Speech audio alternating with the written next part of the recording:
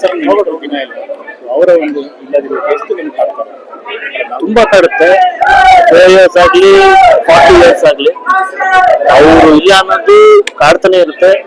ಒಂದಷ್ಟು ವರ್ಷಗಳು ನಮ್ಗೆ ಸರಿ ಶೂಟಿಂಗ್ ಹೋಗಿದ್ದಾರೆ, ಬರ್ತಾರೆ ಆ ತರ ಒಂದು ವೇಟಿಂಗ್ ಹೋಗಿತ್ತು. ಬಟ್ ಈಗ ಅದು ಎಲ್ಲೋ ಒಂದ್ ಕಡೆ ಮಿಸ್ಸಿಂಗ್ ಫೀಲಿಂಗ್ ಬರ್ತಾ ಇದೆ. ಯಾಕಂದ್ರೆ ಬರೀ ಅವ್ರನ್ನ ವಾಟ್ಸ್ಆಪ್ ಅಲ್ಲಿ ನೋಡೋದು, ಇನ್ಸ್ಟಾಗ್ರಾಮ್ ಅಲ್ಲಿ ನೋಡೋದು, ಯೂಟ್ಯೂಬ್ ಅಲ್ಲಿ ನೋಡೋದೇ ಆಯ್ತು. ಅವರ ಒಂದು ಸ್ಮೈಲ್ ಬರೀ ನಾವು ಫೋಟೋಸ್ ಮುಖಾಂತರ ನೋಡೋದಾಯ್ತು, ಫೋಟೋ ತಗ್ಸ್ಕೊಳಕ್ ಆಗ್ತಾ ಇಲ್ಲ ಅವ್ರ ಜೊತೆ.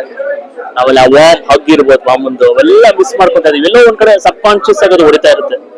ಅವರು ಇಲ್ಲ ಅನ್ನೋದು ತುಂಬಾ ಮಿಸ್ ಮಾಡ್ಕೊಂತೀನಿ, ಪರ್ಸನಲಿ ಪ್ರೊಫೆಷನಲಿ ಎಲ್ಲಾ ರೀತಿನೂ ನಾನು ಮಿಸ್ ಮಾಡ್ಕೊಂತೀನಿ. ಬಟ್ ಅದೇ ನೀವು ಹೇಳಿದ ಹಾಗೆ ಜನರ ಮುಖಾಂತರ, ಅವರ ಪ್ರೀತಿ ಮುಖಾಂತರ, ತೋರಿಸೋ ಪ್ರೀತಿ ಮುಖಾಂತರ ಅವ್ರು ಯಾವಾಗ್ಲೂ ಜೀವಂತವಾಗಿರ್ತಾರೆ. ತುಂಬಾ ಖಂಡಿತ.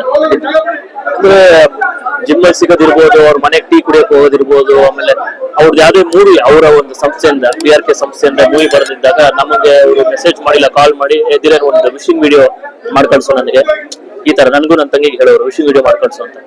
ಅವ್ರಿಗಂತೂ ಏನಕ್ಕೆ ಆತರ ಒಂದು ಇದು ಅಂದ್ರೆ, ಅವ್ರಿಗೆ ಅದೇನೋ ನಾನು ಅವ್ರ ಒಂದು ಪೇಜ್ ಅಲ್ಲಿ, ಇನ್ಸ್ಟಾಗ್ರಾಮ್ ಪೇಜ್ ಇರ್ಬೋದು, ಫೇಸ್ಬುಕ್ ಪೇಜ್ ಅಲ್ಲಿ ಮುಖ ಪರಿಚಯ ಆಗ್ಲಿ ಅಂತ. ನನ್ಗಿರ್ಬೋದು, ಧನ್ಯಂಗಿರ್ಬೋದು, ವಿನಯ್ಗೂ ಎಲ್ರಿಗೂ ಅವ್ರಿಗೆ ಆಗ ಮಕ್ಕಳು ಇನ್ನು ಮೊಮ್ಮಕ್ಕಳಿಗೆ ನನ್ನ ಪೇಜ್ ಮುಖಾಂತರ ಒಂದು ಮುಖ ಪರಿಚಯ ಆಗ್ಲಿ ಅಂತ ಅವ್ರಿಗೆ ಅದೆಲ್ಲ ಮಾಡ್ತಾ ಇದ್ರು. ಆ ತರ ಒಂದು ಥಾಟ್ ಪ್ರೊಸೆಸ್ ಭಾರಿ ಕಷ್ಟ ಸಿಗೋದು. ಆಮೇಲೆ ನನ್ಗೇನೋ ಅವ್ರು ಸಿನಿಮಾ ಮಾಡ್ಬೇಕಿತ್ತು, ಬಟ್ ಶಿವಣಮಾಮ ನನಗೆ ಸಿನಿಮಾ ಮಾಡ್ತಾ ಇದ್ದಾರೆ. ಏನೋ ಅವ್ರು ನೋಡಿ, ಅವರು ಅನ್ಕೊಂಡಿದ್ದು ನನಗೆ ಯಾವ್ದೋ ಒಂದು ರೀತಿಯಲ್ಲಿ ಶಿವಣಮಾಮ ಮಾಡ್ಕೊಡ್ತಾ ಇದ್ದಾರೆ ಅಂತ. ಶಿವಣಮಾಮ ಹಾಗೂ ಗೀತಾಂಟಿ ಮಾಡ್ತಾ ಇರೋದು ಭಾರಿ ಖುಷಿ ಆಗುತ್ತೆ. ಆಮೇಲೆ ಅವ್ರಿಗೆ ಡೈರೆಕ್ಟ್ ಮಾಡ್ಬೇಕಾದಂತ ಸತ್ಯಪ್ರಕಾಶ್ ಸರ್ ಅವರು ನನಗೆ ಡೈರೆಕ್ಟ್ ಮಾಡ್ತಾ ಇದ್ದಾರೆ. ಸೊ ಎಲ್ಲೋ ಅವರೇ ನಿಂತು ಎಲ್ಲ ಏನೋ ಒಂದು ಭಾವನ ನಡೀತಾ ಇದೆ ಅಂತ ನನಗೇನೋ ಒಂದು ಫೀಲಿಂಗ್. ಬಟ್ ತುಂಬಾ ಮಿಸ್ ಮಾಡ್ಕೊಂತೀನಿ ಎಲ್ಲ. ಅವ್ರಿಗೆ ಹೇಳಿದಾಗ ಬಹಳ ಖುಷಿ ಪಟ್ಟಿರೋರು. ಸಿನಿಮಾದಿರ್ಬೋದು ಹಾಗೂ ಎನಿ ಹೊಸ ನ್ಯೂಸ್ ಇರ್ಬೋದು, ಅವ್ರಿಗೆ ಹೇಳಿದಾಗ ತುಂಬಾ ಖುಷಿ ಪಡೋರು.